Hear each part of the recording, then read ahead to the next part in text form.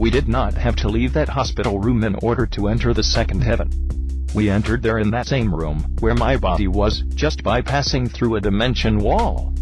It is a wall which flesh cannot pass through, only spirit. For you the reader, to understand what was happening, you must understand the separation of the spirit from the flesh. To know how this works, we must know how we, ourselves, are made. The Bible states that we, as human beings, are made in the image of God. To understand this, we must know what God is. The Bible states three immutable things about God. First, God is spirit. Second, God is invisible. And third, God is immortal. If we are made in His image, then we are spirit, we are invisible, and we are immortal. Therefore, when we look into a mirror, we do not see our real selves. We see only the body, or earthen vessel, in which we live. Since we are all made in the image of God, we would all be mirror images of one another without our earthly, physical bodies. Therefore, we were given a soul to separate us from one another to make us an individual. As we moved through that dimension wall, into the second heaven, I found myself in an entirely different world, far different from anything I had ever imagined. This world was a place occupied by spirit beings as vast in number as the sands of the seashore. These beings were demons, devils, or fallen angels, and were in thousands of different shapes and forms. Even those in similar shapes and forms were contrasted by diverse coloring. Many of the demons were in human shapes or forms, and many were in forms similar to animals familiar to our present world. Others were in shapes and forms too hideous to imagine. Some of the forms were so morbid and revolting that I was almost to the point of nausea. My escort informed me that he wanted me to see a demon in the process of actually possessing a human being. At this point in the trip, I was escorted back through the dimension wall separating the second heaven from the physical world.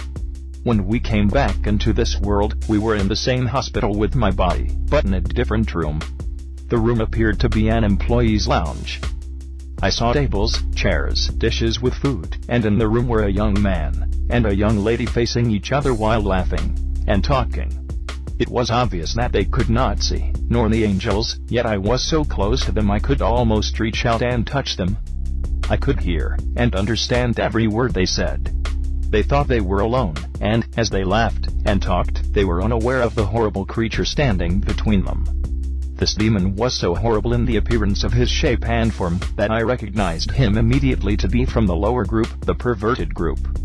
The angels, the demons, and I were in the spirit in that room, and were aware of everything that was happening. Those in the flesh were only aware of themselves, for they could not see or hear us even though we were back in this physical world. Since we were in the spirit, we still communicated with our minds. I was not really paying close attention to the words the two were speaking. My entire attention was focused upon the demon. He was a most horrible-looking thing, reminding me of an overgrown, stuffed, slimy, green frog all out of shape and proportion. He moved slowly up into the face of the man, then, suddenly, like a puff of smoke, he seemed to disappear into the face of the man just as if he went through the pores of his skin. When the demon had entered the man, the angel said, "Now it's done." The angel then proceeded to tell me how it was that this man was possessed. He stated, the demon made himself desirable and attractive to the human. The angel then pointed out to me that mankind has a sovereign will, all his own, beyond which the demons cannot come. He also pointed out to me that the angels could not come beyond that sovereign will of man. God Himself will not violate that will. We are made in the image of God, therefore, we were given, like God, a sovereign will, the right to choose our destiny. According to what the angels told me, over 90% of all cases of demon activity in human beings is restricted to those humans who are at or over the age of accountability. During the course of this talk the angel was giving me, he pointed out that all of God's children have been given power over all demons and can cast them out.